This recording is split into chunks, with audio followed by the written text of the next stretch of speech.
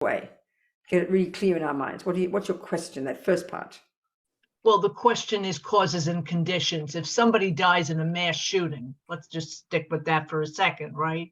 That's a particular way of dying. That's exactly right. Then the question is? So the question is, that has to do with karmic seeds. So how we die. Stop. I hear you, stop. So the words are like this, from hearing the teachings. Every millisecond, or whatever we think and do and say, sows seeds in the mind, it will determine future experiences. And now every single experience we have, including being shot to death in a whatever you just said, including dying peacefully, including dying quickly, including dying slowly, including how your husband treats you, all your experiences all are obviously, logically, the fruit of seeds you've planted. There can be nothing that occurs in your life that isn't the fruit of a seed you've planted. There can be nothing in a garden that isn't the fruit of a seed in that garden. So the answer is, well, of course it's karmic. What else would it be? So yes. Then what's your question as a result of that?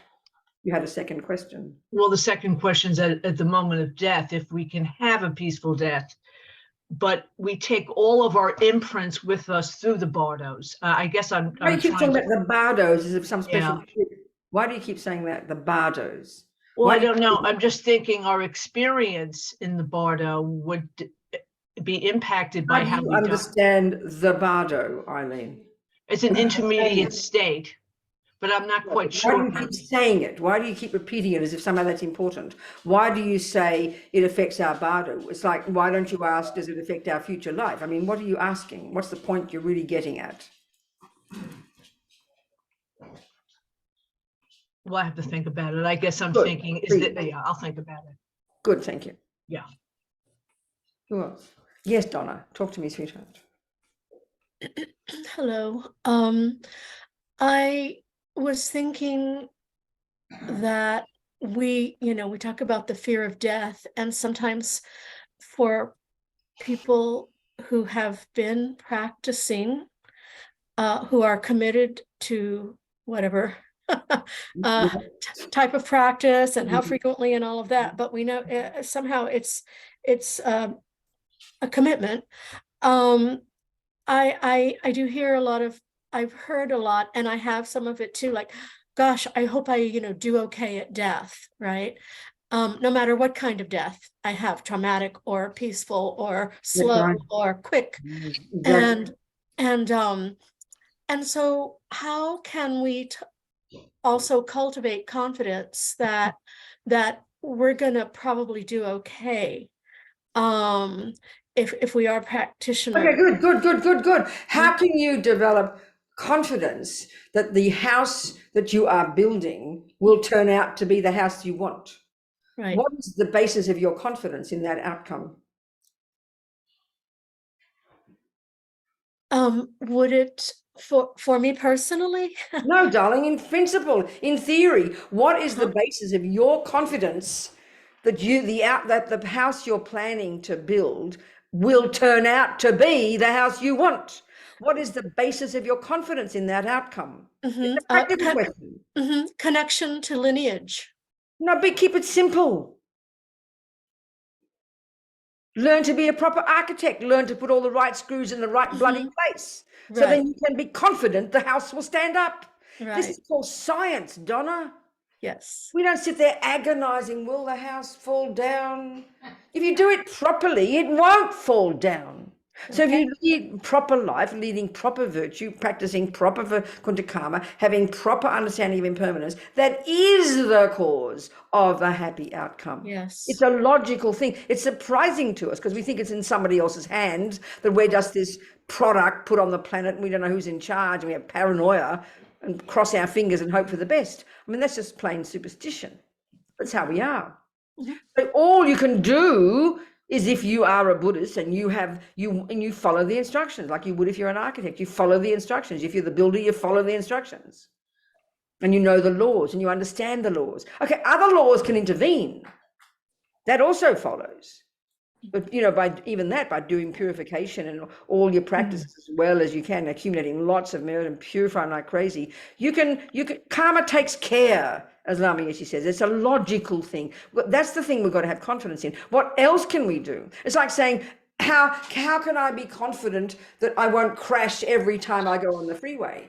All you can do is know the laws as well as possible and obey the laws and drive your car properly and do everything properly. You can never still guarantee everything, but all you can do is that. Right. Would you agree? Yes. That's it. That's it. Thanks. In our hands. What else, people? Nothing. Okay, so let's let me go through the 8 stages in more detail. It might be helpful, just for the imprints. Well, let me read this one about the 12 links first, which he talks about. This is kind of interesting. 43. You see, there's this system according to the sutra. There's the trouble with books now, iPad, you don't have to worry about pages turning. I'm so used to iPads now. When I travel, I'm on aeroplanes. I used to have, I'm addicted to newspapers. I'd have these 4, 5, 10 pounds of New York Sunday Times and all these papers. So in a way, I was sad to lose them, but now I can't. I mean, I look at a smelly old newspaper. Ooh, what's that ink and dirty paper? And it's so big. I just go flick on my iPad. I'm so happy. So your mind changes. It doesn't take long, does it? Okay. So the 12 links is Buddha's description of really a process that we go through second by second. First is the first one. Again, here we go. You see, look, I just can't help it. I'm so sorry. So cyclic existence operates through the 12 links of dependent arising. This is just a way of describing the stages of this perpetuation of our rebirths and day-to-day experiences. First, the ignorance, the root ignorance that believes in inherent existence. Then on the basis of that, we create number 2, karma. Number 3, those imprints leave on our consciousness, number 3. And then 4, they talk about name and form, which is the beginning of the process of entering into the womb.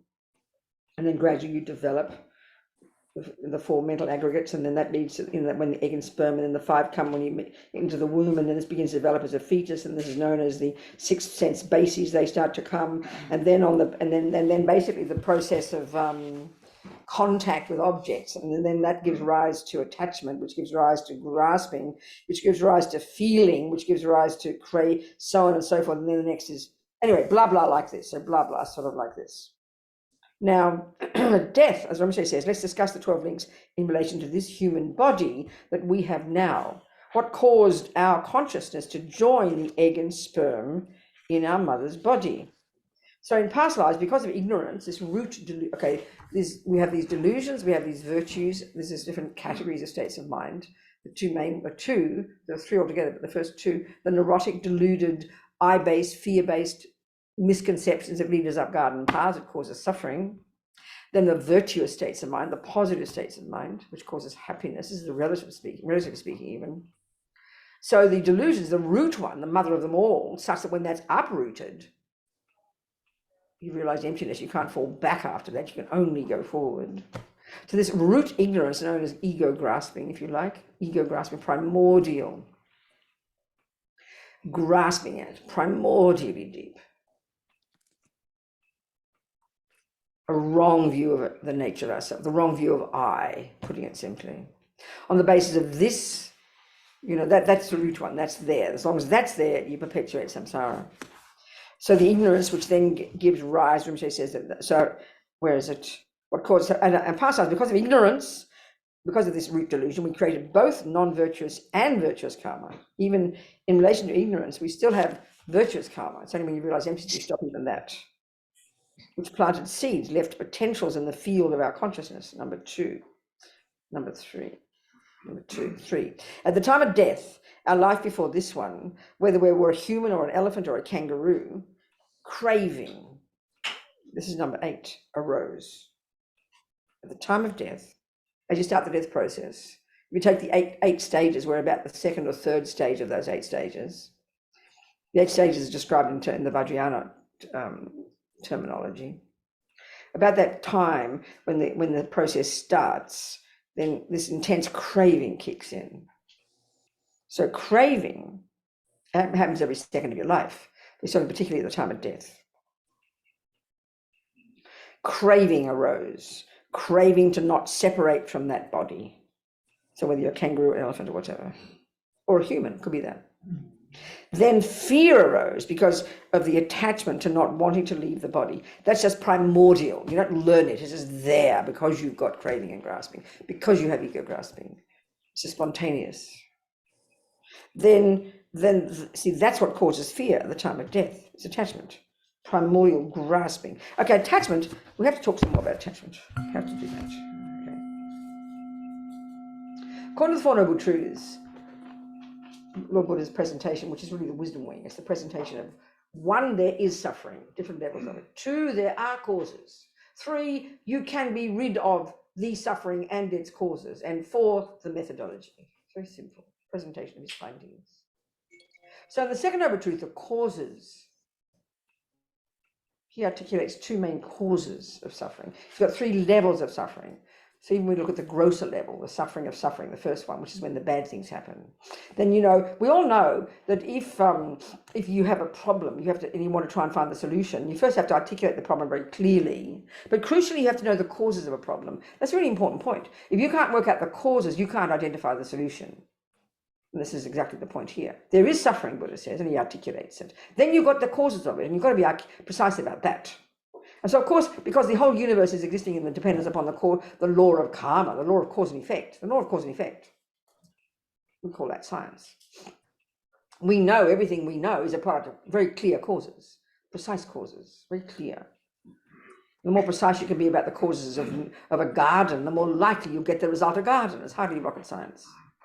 So here we have causes of suffering. So for everything that exists, we know there are thousands of causes that have to come together. Just to make a simple thing like a flower, there are many causes have to come together. So there are main causes and there are some sort of secondary causes, if you like. So the main cause of a flower, we all know, is the seed.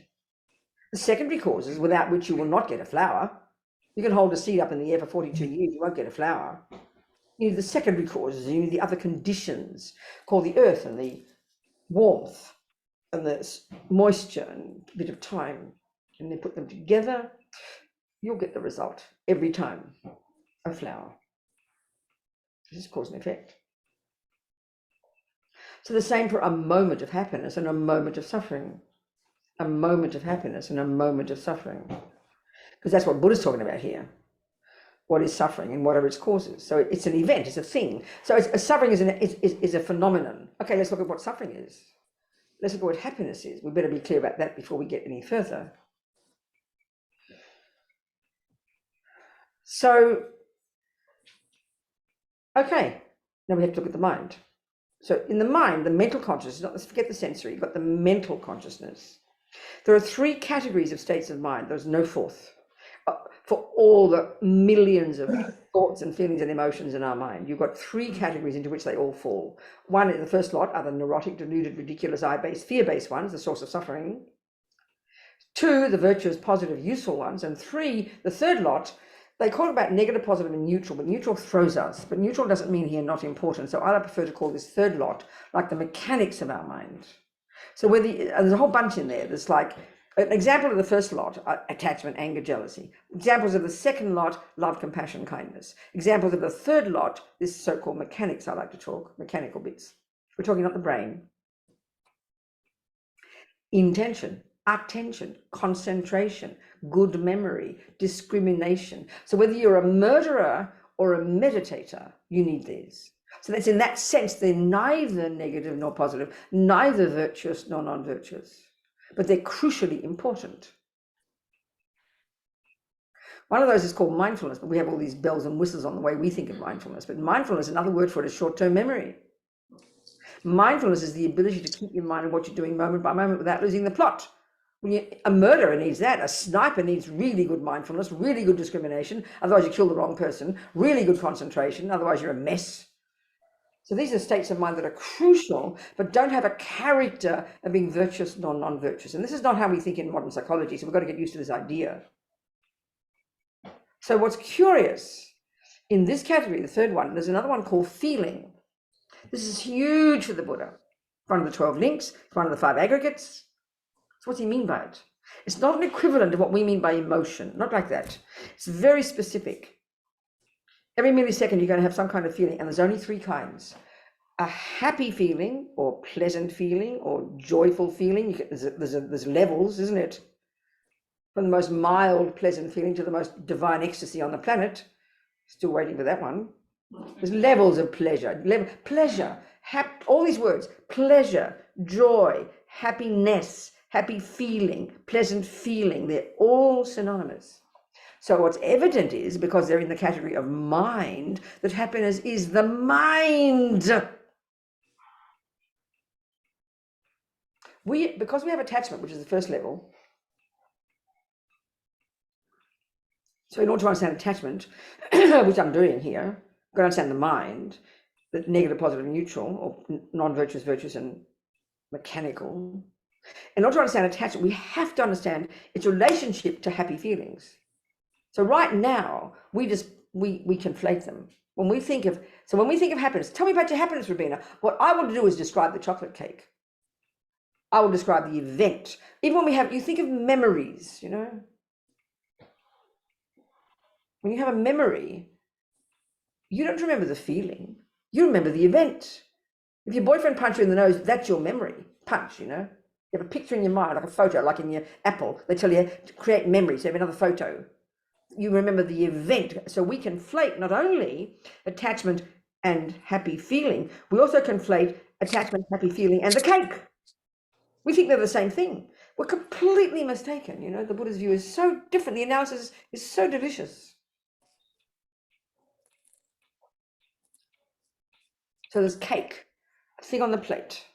That's an object, a phenomenon called a cake on the plate. Then your mind has a series of things going on about it. The better have Fred. Fred's better. Fred's a better one. So there's Fred, not on a plate. There's Fred. He might as well be on a plate with icing on top, looking so delicious, isn't it? There's Fred, person, Fred. And you say to me, tell me about your happiness. I will describe Fred.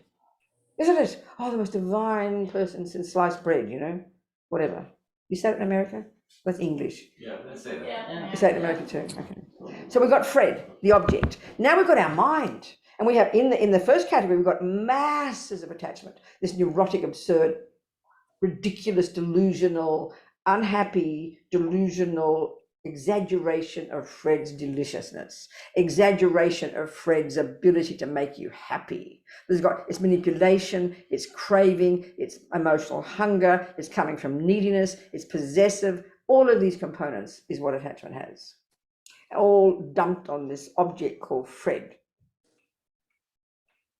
Now, fortunately, if there's going to be anything useful in that relationship, you go to the second category and you have got some love. Love is a virtue. Love is a delight in Fred's happiness. Love is the wish that Fred be happy and you want to make him happy. That's love. That's valid. If there's anything useful in that relationship, you've got a bit of love. If it's mostly attachment, it's just poison. You'll either eat him up for breakfast and spit him out and get another one, or you'll kill him or whatever. You understand? So what's going on in the third category of states of mind? Well, here, this is called pleasant feeling. So this is curious to us to think that feeling, this word feeling, you either have pleasant, unpleasant, or neutral. There's only 3 categories. So forget the neutral. We only have pleasant and unpleasant. This is what dominates our lives. We only want pleasant feelings. We only do not want unpleasant feelings. So we only want happiness. We only don't want suffering. And this being in samsara, we believe that attachment is this emotional hunger in us, coming from dissatisfaction, that feels I'm not enough, I don't have enough. It's an ancient habit from countless lives. This is emotional hunger. So you don't have enough, or you're not enough. So then you have to hanker after something. So you go searching for Freds. And you find one, and attachment is the beacon that guides you. And then you launch on Fred. And then attachment makes its divine picture. Attachment believes when I get that, I'll get happy feelings. Because this quantum logic of samsara, happy feelings, they belong in the neutral category. This is such a curious concept. We don't think like this in the mind, the way we think in the modern views of the mind. It's not a virtuous state of mind. It's not a non-virtuous state of mind. It's literally got this neutral quality, but it's got it's intense feeling. Pleasure is divine, unpleasure is horrible, but it's not virtuous and non-virtuous. And that's what's curious, because we don't have these ways of categorizing in modern psychology. It's very curious. So it's there all the time. So every millisecond that you're existing, you are either having a pleasant or an unpleasant feeling. Forget the neutral, really forget the neutral. They're quite subtle. So this is what drives all of us. As Lord Buddha points out, everybody only wants happy feelings and nobody wants unhappy feelings. But our problem is we conflate the cake and the boyfriend with the happy feelings and think that is the happy feeling, and we think he's the cause of the happy feeling. And then we think attachment and happy feeling are the same. We get all this confused, mixed up, you know. It's very interesting. So the cake. So one of the energies of attachment is it's never satisfied. By definition, it is never satisfied. So attachment building up. You feel like there's something missing, you know. Oh, and then go, oh, cake. Like the big light bulb goes on, you get all excited. Now you're home in, craving and grasping come kicking in. This is where contact, craving, and happy feeling come in, the three links, 6th, 7th, and 8th. So there's this, you know, this is every second of the day. So you think of cake. Oh, now that'll do it. That'll give me satisfaction. That'll fill up the gaping hole. So then you have to have contact. So the second you have contact, that's the sixth link with that object, that millisecond, dependent upon the strength of your connection with that type of object, then the next millisecond will be a very pleasant feeling is triggered. And because attachment thinks it comes from the cake, then the next millisecond, this all happens like in the millions of seconds, quicker than Google. The third link, attachment kicks in. So what attachment does is paint a divine picture of this whole scenario that makes you then totally believe that the cake is the cause of the happy feeling, so you have to crave and get another piece of cake. And so that's samsara, endless samsara, endless. So what happens though is this is a tragedy. This is pointing to the second kind of suffering called the suffering of change.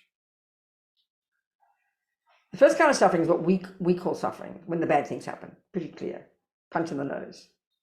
Or if you like, you know, an empty stomach, unhappy feeling. An unhappy feeling is there, which is the suffering of suffering. The body is like, you know, there's a sensory experience and a mental experience. So then an attachment kicks in. What am I going to do? How am I going to fix it? So attachment then thinks of cake, get the cake, contact with the cake, it triggers happy feeling. And then this is what happens. And an attachment kicks in and then believes the cake is the cause of it. So then you have the cake. So on and so on. But what happens is this. The second kind of suffering is a suffering of change. So what happens is this, the attachment is there, the craving is there, expecting the cake, anticipating, you get the cake, put it in the mouth. What happens is this. Contact is made. Contact with that object through the sensory consciousness of the tongue consciousness, and the millisecond the contact is made, feeling kicks in, and because the habit of cake for you, it triggers a pleasant feeling. And that's what the whole purpose of the exercise is, to get happy feelings. But this is the tragedy. Attachments alongside happy feeling. Attachments there, wanting, expecting, yearning, anticipating. It gets the cake. The millisecond the happy feeling arises, and it does arise. A happy feeling does arise.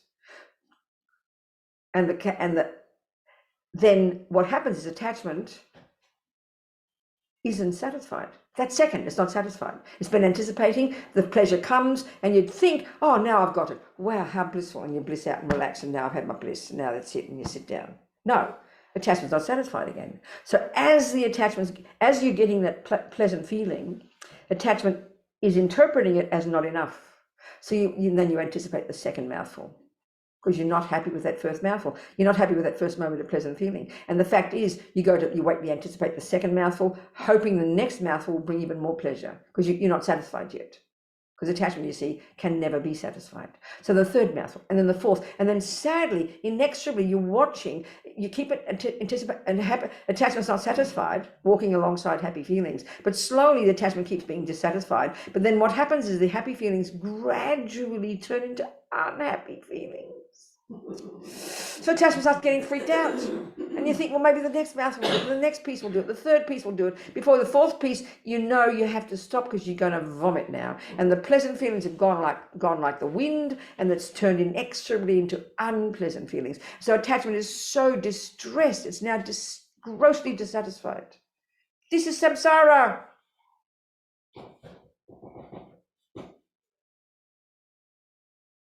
So attachment is one thing, the cake is another, the pleasant feeling is another, the unpleasant feeling is another. All these different parts of our mind all working away. This is the type of analysis we have to do to prove to ourselves that the cake cannot be, it is not viable, the cause of happiness. It does trigger happy feelings. Buddha doesn't argue, but he says the feelings are, but the strength of the attachment pollutes the pleasure, and it's like contaminated pleasure. And all it does is lead to more attachment because you totally believe the cake is the cause of those happy feelings, and you haven't got enough happy feelings yet, you want more. But all it does is go downhill until eventually, before you realize it, now all you've got is extremely unpleasant feelings and you want to vomit. And what caused it? The same as what caused the happy feelings, the cake. It didn't cause it directly, it's like a catalyst. It's like a catalyst. But tomorrow you forget the vomiting. And you think, surely it'll work again next time. So you bash your head against a brick wall and you have the cake again, hoping it'll come, and the same thing happens. And Buddha says we've been doing this for countless eons. So what I'm getting at is the process of samsara. What I'm getting at is attachment is a craving, an unhappy, never stopping, never endlessly dissatisfied, painful state of mind. It comes from a terrible sense of disconnect, and I'm nothing, I'm nobody. It dumps all your expectations onto that cake or onto Fred. Believing utterly when I get the object, make contact with it, happy feelings will come. They do, but attachment's not satisfied. You have to have a Fred again and again and again, like those people on Tinder read about, you know. This girl said it was very depressing. She just had sex with this boy she found on Tinder. I had to go searching for people. It was much harder work when I was young. I had to go to clubs and wink at people and seduce them. Here you just press a button and arrange a date. So this girl, she said it was very depressing because she looked over in the bed, she's getting dressed, and she looks over there and he's on Tinder looking for the next girl. That's how attachment is. It's never satisfied. You know, you think the next mouthful will do it. And I remember this boy who was in sex AA, that one for sex people, you know. He said he's having sex with one girl, already anticipating the next one. That's the desperation of attachment. So I'm saying several things here. So attachment is the craving, emotional hunger, never stopping, imagining, projecting, craving, manipulating, you know. It triggers upon contact with the object. It's a catalyst that triggers a happy feeling. But we make the mistake of thinking the cake is the main cause of the happy feeling. And then we forget that you keep eating the cake because you're not satisfied, and eventually it turns into a revolting feeling, which is called wanting to vomit. And then now how does the cake look? So the lenses of attachment look divine, now it looks repulsive. But we forget, because we're junkies. So happy feeling is one thing, it's in the neutral category. Compassion, the love, I mean, there's nothing about cake. Cake, there's no virtues in that at all. At least with Fred, you might have some kindness, if you're lucky. So attachment is not happy feelings. Completely different states of mind, but it's shocking because they virtually come together. We assume they're practically the same thing. And then the cause of the happiness is not the cake, it's merely a catalyst. Our tragedy in samsara is having a sensory body, which is the fruit of eons of attachment. We create penises and vaginas and eyes and ears and noses and external objects, this dualistic view that we live in, this world we live in. We have created this. It's a product of attachment. We live in an attachment realm, Buddha says. We created it. It's not made by some creator that they plonk us in. It's the karmic appearance of our own past actions, you know. So the objects out there are just a catalyst, mere catalyst. They do trigger a good feeling, no question. But what Buddha's saying is this: you guys, you know, samsara, he's been in it, he's found it out. He says, basically, you people think, when you're in samsara, we think that happy feelings, which is all we want, which are either mental or sensory. Happy feelings are not the function of a cake. They can't be, it's mind. They are not a function of Fred. It can't be, it's mind. Happiness is not the cake. Happiness is not Fred. They are the catalyst out there that we're interpreting through the lenses of attachment or aversion. So he says, you people, if you're in samsara, we think that happy feelings are what we get when we get what attachment wants. And we do. But he says they're profoundly limited, they're contaminated, and they don't last. They inexorably, upon constant contact with the cake, because you're never happy, turn into unhappy feelings. Then you vomit. And you go to the toilet and you forget about it all and you try it again the next day.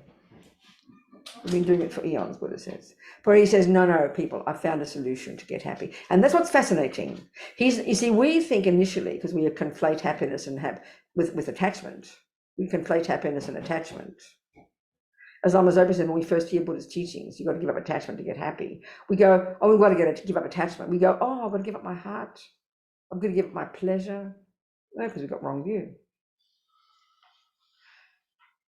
We've got to give up attachment. So what Buddha's saying is, he has found a method to get happy feelings all the time. Not like hysterical, over the top, frantic, greedy, grasping happy feelings like we have now, like berserk, because that's the happy feelings we get on the basis of attachment. They're out of control. Whereas the Buddha is telling us that the nature of our mind, our own mind, in its nature, the degree to which you lessen delusions is the degree to which you activate pleasure, joy, just naturally. So basically he's saying, we think pleasure, joy, ecstasy, happiness, whatever level you want, are what we get when we get what attachment wants. No, he says. Joy, happiness, pleasure, contentment, fulfillment, joy, bliss, you name it, are what we get when we give up attachment. That's it. That's his method. It's very simple. Just the hardest job we'll ever do, because we are so addicted to the wrong views of all these things, so addicted to this way we interpret everything. We believe that Fred, when he does what my attachment wants, is the cause of my happy feelings. And then when he stops doing what I want and only does that arises unhappy feelings, I believe he's a direct cause, now the main cause of my unhappy feelings. I mean, look at the world. It's what we think. It's the philosophy of the world. It's very clear. Completely wrong view, Buddha says. Mistaken. But we have to do the analysis, have to know the words. Otherwise, how can you change?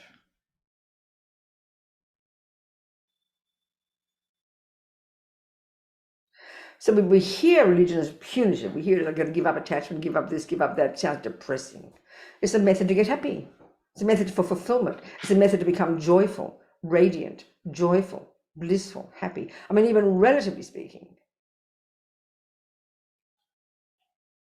So this is where Lama Yeshe in Mahamudra, he describes, which is that Lamas don't tend to do this because they want to get us all overexcited, to get greedy and grasping. So some of the qualities we would experience just naturally by getting some semblance of concentration in shamatha meditation. I interviewed Venerable Renee, one of our Swiss monks, who's been a meditator for years and years. I interviewed him back in the 90s about one of his long retreats, 2.5-year retreat at our center in Spain, Cerlin. And he said, touched upon the 5th of the 9 stages of single-pointed concentration. He said there was no question that the joy his mind experienced, the joy, pleasure, happiness, happy feelings his mind experienced, and this includes sensory consciousness, starts off being sensory, but as Lama Yeshe says, it eventually becomes only mental, which is really subtle. He said the joy his mind experienced was so superior to any joy he'd ever had through contact with attachment objects. It's not punitive or moralistic, it's practical psychology, But it's a hard job to do because it's like giving up being a junkie, basically. Attachment's like the junkie mind that just totally believes, utterly instinctively, that the external objects are the cause of happiness and suffering. And this drives all our choices because we're junkie. We've got this body of the five senses, so vivid for us. It runs the show. The experiences we have on the basis of our five sensory consciousnesses. The tiniest pain we have, our mind is distressed, isn't it? The tiniest pain. So we spend our lives trying to avoid unhappy feelings and try to get happy feelings. We can see that. We mostly live at the level of the senses.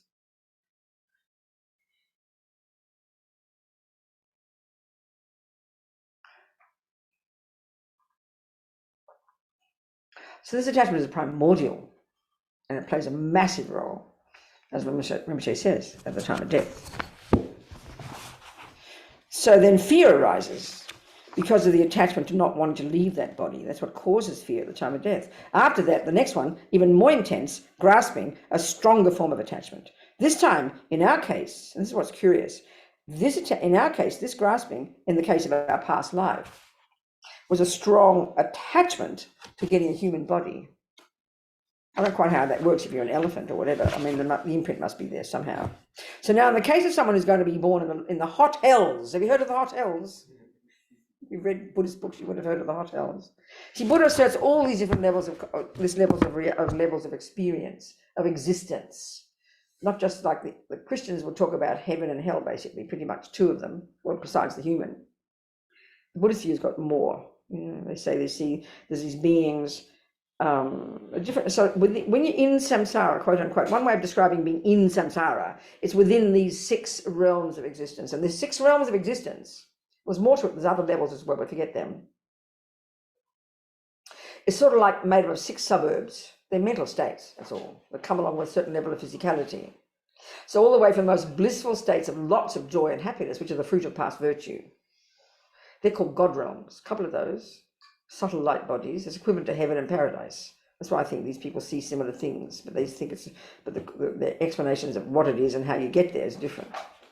It's the fruit of virtue. So the Buddha's fundamental point, driving all his view of karma, is that virtuous actions of body and speech, which is an action driven by a virtuous state of mind, they will accumulate. The seeds of those will accumulate and will manifest as happy experiences in the future. Actions that are negative or non-virtuous, broadly speaking, similar, an action done with your body and speech driven by a delusion, then sow seeds in the mind that accumulates and manifests, ripens as future suffering. So future happiness and suffering, happy feelings, suffering feelings, happy results. It can be 4 kinds of results: unhappy and happy results. 4 kinds of results of our past actions. One is a type of rebirth, and that's this business of samsara, being in samsara. These 6 suburbs are the 6 different types of rebirth. One is, which is the fruit of virtue, is called the God realms. A couple of those. And then there's a human birth, which is clearly not in this. The God realms have got subtle light bodies. Their physical elements, due to virtue, are purified by virtue, and so manifest as like subtle light. The physical energy is like subtle light, the fruit of virtue, because virtuous states of mind purify those elements. Then you've got humans. We clearly do not have bodies of light. Look at them, bags of bones, walking sewers, basically. Nevertheless, it's the fruit of one, as we've been discussing, one of our virtuous karmic seeds being triggered at the time of death in this process. In our case, a virtuous karmic seed, one of ours, in particular of non-killing, because in general, non-harming, non-killing, non-stealing, non-lying, non-harming actions accumulate in the mind, especially if you practice in the context of living in vows of non-harming. They're super powerful. They drop delicious seeds into our bank vaults. And we want one of those, especially one of non-killing, to be the one that is triggered before you stop breathing, triggered by this grasping that arises. So that and that would have happened for us, programmed us. That point, one of these karmic seeds that we had done was triggered at that point, driven by this, activated by this grasping. It was a karmic seed of our own non-killing practice. Lama Zopa says, no doubt, in the context of living in vows of non-killing in the past. It could be from 1,000 lifetimes ago. That was triggered, and that already is programming us to go to our future mother's human womb. Already programmed. Already programmed. So the first way virtue or non-virtue ripen is in the first way our negative or positive karmic seeds ripen. The main way is a type of rebirth. So that's in terms of the 6 realms of existence. You've got the God realms. So a very virtuous karmic seed would manifest as a very blissful, radiant God realm rebirth, where everything's joyful and radiant and blissful and lasts a long, long time. There is only joy, but there's still attachment there. And so captivated by this joy, you haven't realized emptiness yet. You're still in samsara. This is the end result as far as the Hindus and even the subtlest state of the Hindu, the subtlest level of the Hindus' methods are even more subtle than this one. But this is said to be like a blissful state. And this is paradise for the Muslims, heaven for the Christians. And they say that lasts for eternity. Buddha says, no, it lasts a long time, but you haven't realized emptiness yet. And it will run out. The petrol tank will run out. So the top level, the top suburb in the samsaric desire realm of attachment, all created by us, no one's running all this, is the God realms, a couple of those. Then there's a human, they're the upper realm, they're the fruit of virtuous karmic seed ripening. We got one of those. Then you've got the lower realms, the suffering realms, and there's a gradual, levels of bliss to relative bliss to now suffering, even the worst suffering. So you've got the animals, which is a predominance of ignorance, the root delusion, or a certain manifestation of the root delusion. Then you've got predominance of attachment or grasping, which is expressed here in terms of like a spirit rebirth, where there's like bodies of air, you can argue air element predominates. But intensely suffering states of mind mentally, intensely suffering states of mind, nightmarish. There's like ghosts and all that kind of beings. Then you've got the worst suffering of all, where you could argue your 4 elements have now manifested as fire. Your mind is conjoined with the fire element, and this is called hell realms. And so the karmic appearances all these beings have are due to our past virtues and non-virtues. Everything we see in here is our own karmic appearances. We create this universe. We create the cause to see and hear and taste and touch and smell. What we hear, see, taste, touch and smell. We create it all. It's our own karmic appearance, from the gods to the humans to the animals, the spirits and the hell beings. And there's trillions and trillions of sentient beings wandering, lost, that they say, between these different realms, following the logic of attachment, that pleasant feelings come from cake, or indeed the worst one is from killing. For example, I always use the example of like this little fisherman, this boy. I always use the same example. His mother came years ago to Kopan and she was in tears. She came to my room. She'd just been hearing Lama Zopa talk about karma. And her boy, she said, had died 5 years before, and he was a fisherman. And she was now freaking out. Where's he been reborn, He spent his life fishing. So we can use this example. There he is, due to past karma. He's killed in the past. It's in the lower realms. Karma runs out. Petrol tank runs out. And like a miracle in one life or other, when he was a fish or an elephant, his virtuous karmic seed was triggered and he gets a nice human mummy. He's in California or somewhere. So that's the first result of karma. Now, before we get to the fisherman, there are 3 other results. These are like the residual results left over. So in terms of a rebirth, let's say the fisherman boy, karmic, let's say he was in the past life, he's karmic from past suffering of killing, he's got these lower realm rebirths, he eventually uses up the karma, and like a miracle one life, one of his human seeds, which is there are millions of them, and was able to come to the surface, and the way he died, somehow, it triggered one of those karmic seeds of his non-killing, and his mind ran like a magnet after the intermediate state to his human mother near Sacramento somewhere. So you got the first result, in this case, of virtue, of non-killing. It's a human body. His lower realm rebirths from past killing have run out, but this is the next point. There are 3 other results of our karma. Within that body, within our body too, we can see we have tendencies, mental tendencies. This is the second way our karma ripens. They call them intentions or tendencies or habits similar to the cause. Well, look at your personality traits. We think they come from mummy and daddy. They do not. You bring them with you. And you can have a human body. You can see that. This boy, he had a human body. Yeah, and then he had tendencies in his mind. This is the second way karma ripens. He had lots of good tendencies. His mother said he was a very lovely boy. But guess what? He had a tendency to kill. Why? Because he hadn't purified all aspects of the killing. He'd finished the main result, which is the lower realms, and gets a human body. But the tragedy is because he hadn't lived in vows, he hadn't vowed not to kill, he had the residual result left over of the habit to continue to kill. So he wakes up in this life with a habit to kill. Now look at the human realm. Most humans kill something. Look at the humans. When the Dalai Lama gives refuge in the lay vows to big groups of people, from foreigners like us, he doesn't even bother to give the vow to not kill insects and roaches and cockroaches or fish. It's too weird for us because killing is so normal in our culture, even in our religions. I was taught as a Catholic, God gave us a soul and he made animals without a soul, especially for our benefit. That's the Christian teaching. I'm not criticizing, I'm just speaking it. So the habit to kill is really common among humans. So this means all the humans who wake up in this life with a tendency to kill, and using that example with the boy, the fisherman, not being rude, had a strong habit to kill. He had a strong habit to kill.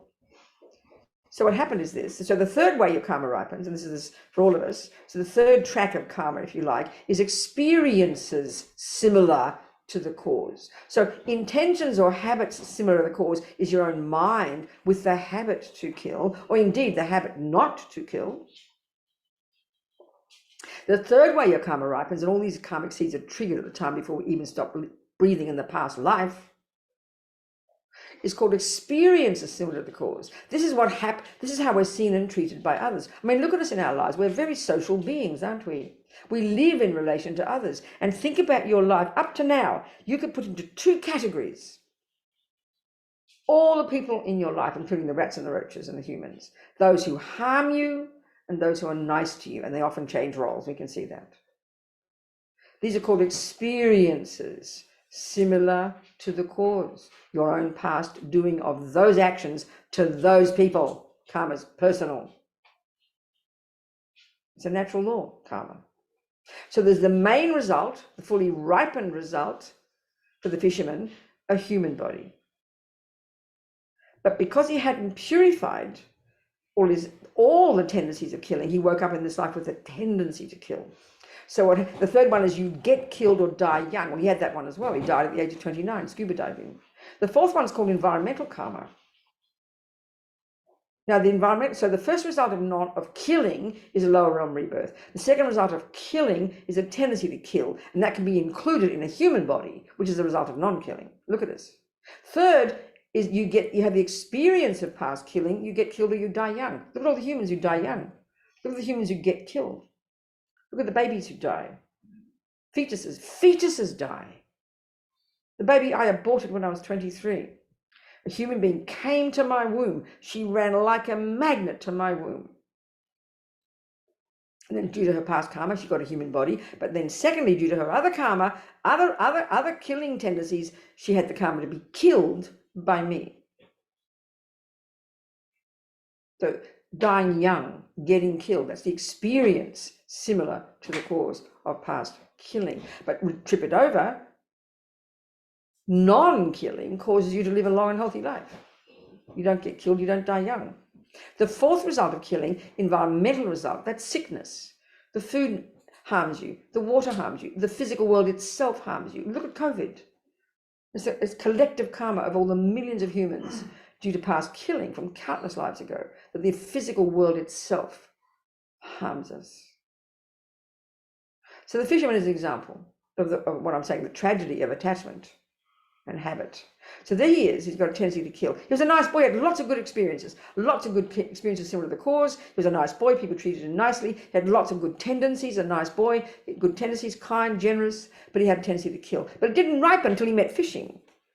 So he's like a little boy when he was taken fishing for the first time, and this is how it kicks in. This is a tragedy. Contact, sixth link. You make contact with fishing. That millisecond, to the degree of his past habits to kill, is the feeling of a pleasant feeling. The stronger the pleasant feeling, the more strong the pleasant feeling, the stronger the habit. So look at how we have contact with objects. If you've got some intense attachment to food, some people have, isn't it? Intense attachment to food. Just the sight of it, the thought of it, bliss. So then the next millisecond attachment kicks in and makes it look divine. This is what entraps us in samsara. So the degree of the pleasure you experience in relation to contact with an object, for the fisherman, it was killing fish. This is the tragedy. So the stronger his pleasure that was triggered the millisecond he even saw fishing, equaled the intensity of his past killing habit. I remember one Australian journalist who was a fisherman, and he was a very good writer, so he wrote very lyrically about it. When he first went trout fishing, he said, it was a cosmic experience, meaning he had intensely strong habit in his mind, karmically, to kill. So it triggered intensely joyful feelings. And then that instantaneously for the fisherman, he sees the fishing as a little boy, it triggers very pleasant feelings. And the next millisecond, the seventh link, craving kicks in, attachment that paints a delicious picture. So we are locked in samsara. He believes utterly that those pleasant feelings come from the fishing, and that attachment makes it look divine. So of course you're going to fish again. Of course you're going to kill again. Of course you'll torture again. Of course you'll eat the cake again. So at least our habit's about, we eat too much cake. Thank goodness. Don't want to torture and kill. I've got a friend on death row in Kentucky, Mitchell, who's a Buddhist, and he tells me about this fellow I know there. He says, Robina, he thinks of torture all the time. Why? Because you've got a habit, attachment to it, and triggers pleasant feelings. This is what keeps us paralyzed in samsara. The best we can do is eat too mumuch cake. Imagine you have the karma to kill all the time. And of course, fishing is seen as a benign activity on our culture. So at least the torture, it to go around secret. No one's going to, enjoy being tortured. It doesn't let's go torturing today, But basically, fishing is torture, but we just don't call it that. Pleasant feeling arises, and we only want pleasant feelings. So of course, if you found something that triggers pleasant feelings, you feel like you won the lottery. So he felt he found the lottery finding fishing. And then attachment kicks in and paints a divine picture. And that's it. We're entrapped by these different things that occur. So this is the 12 links. This is the negative, positive, neutral states of mind. These are the basics of some of the technology of the Buddha's view of how things work, how samsara functions. That are crucial to understand, So we begin to unpack and unravel it all. Islam was over says, stop believing in our karmic appearances, but it's mighty hard. Whatever that object is that you have contact with triggers pleasure, we are sitting ducks. That's all we want is a pleasant feeling. So if you found something that gives it a pleasant feeling, we are frantic to have it again because we don't know how else to have pleasant feelings. We don't have any methods except to get sensory objects. So at least if it's too much cake and too much sex and the person agrees, you're not raping them, we're better, at least you're not brutally harming somebody like you are when you fish or torture. That's the tragedy. It appears delicious to your mind. And if it's fishing, the world accepts it. If it's torture, you've got to do it in secret because people won't like it.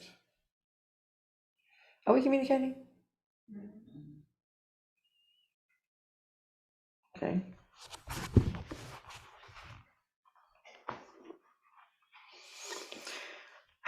So if you're going to be born in the hot hells, the craving is the same, not wanting to separate from the body, but the grasping is to heat because they feel very cold. Many times dying people say they feel cold and beg for blankets, but even if you give them 2 or 3, it won't be enough. Their grasping at heat is so strong. This can easily be happening because the fire element is dissolving at that point, And already, so even that, something is just the way the body is, This is me saying. The grasping of heat activates a negative karmic seed. The second link, which causes their mind to migrate to a hell being's body right after death. The grasping is the very close condition.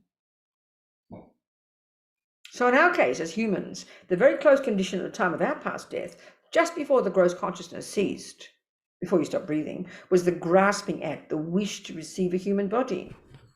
In other words, in order to receive this perfect human rebirth that we have now, we must have had not only the karma of perfect morality, which is the cause of getting a human body, but great generosity as well, which gives us which enables us to have the conditions we need.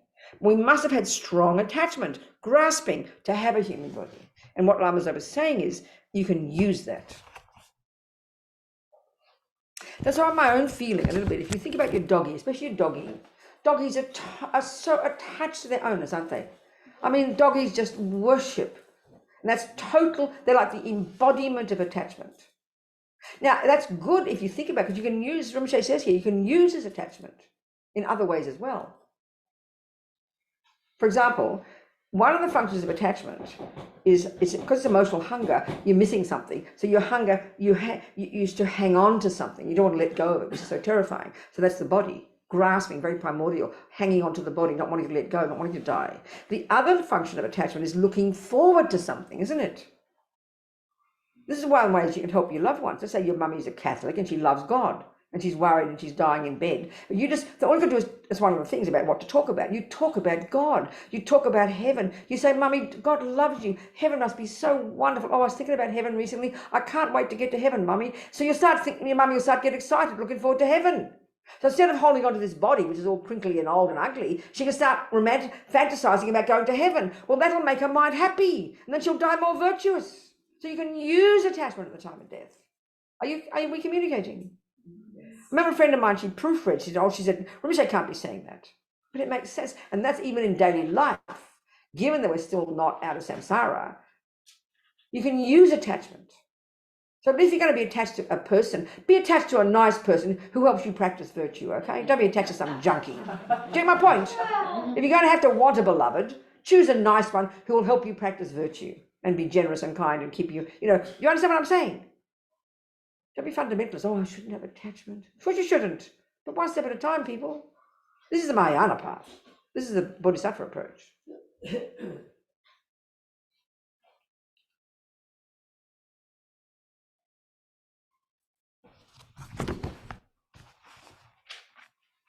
So in other words, so he says, whereas craving and grasping certainly operate in our daily life every second, in the context of the 12 links, they are more to do with the connection of one life to the next. So the karmic seed that gives rise to the new rebirth is there on our mind, the second link, but it's grasping at the time of death that activates its ripening. So this is what he's getting at. You can utilize that grasping. But if a person is a typical person, ordinary human beings, never thought of death, never thought of their life, got nobody to help them, they're drugged out of their brain on drugs, worried, anxiety, fear, not knowing what to do, their grasping will overwhelm them, It's so tragic. That's why your little doggy, she's attached to you. So you utilize that attachment. You be around her, you soothe her, you love her. She see your face, hear your voice, you say mantras to her. That'll put an imprint of attachment to you as a human body. Don't be surprised that'll help her get one, because that grasping will trigger a virtuous seed of hers.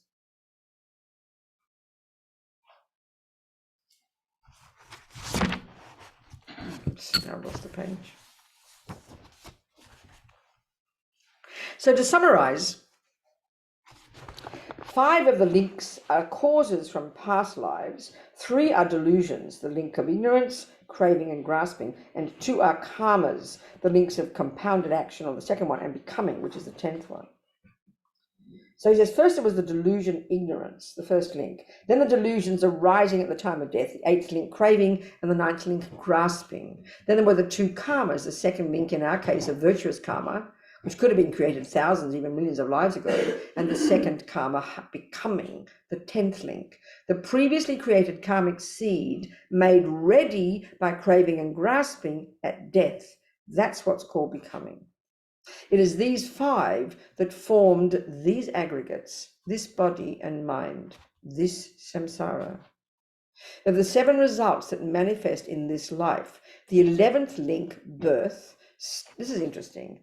The link called birth started at the moment our consciousness joined the fertilized egg. Old age, the beginning of the 12th link, old age and death, started the very next second. So old age doesn't refer to being white-haired. It begins at the second after your conception. You're on the way down already from there. Okay? Now all there is left is death. Okay. Any questions, people? Oh, it's lunchtime soon coming, isn't it? What is the time? What is the time? Almost 1:20. Oh, it's time for lunch. Now we can, okay, let's have lunch. And let's discuss this over your lunch if you feel like it. Let's have delicious lunch. Think of all the delicious lunch out there, the lettuce and the tomatoes and the carrots and the beans and the bread, whatever's there, all the kind people who've made it, and all the kind people who grew it, who sold it, who drove it, who grew it, all the creatures who died. Don't be so holy just because you're not eating meat and you think you're not harming creatures. Millions of creatures have died for those lettuces and carrots we stomped on and killed when we grew them and harvested them. This goes without saying. So we think of all these kind sentient beings who are participating in this food, how kind they are. We're going to repay their kindness by eating this food to make us fat and healthy, so we can carry on our spiritual path, so we can be of benefit and repay their kindness. So then just think of it as delicious nectar. We bless it with the energy of the enlightened beings, body, speech, and mind. Om Ahung, Om Ahung, Om Ahung. We think of it as big as the universe, and now we think of offering it. All the suffering sentient beings and all the holy beings, all experiencing the joy of receiving this delicious food. Lama Sangye Lama Che Dejan Lama Gedan Te, Kungi Jepa Lama Te, Lama Namla Chirpa Boom.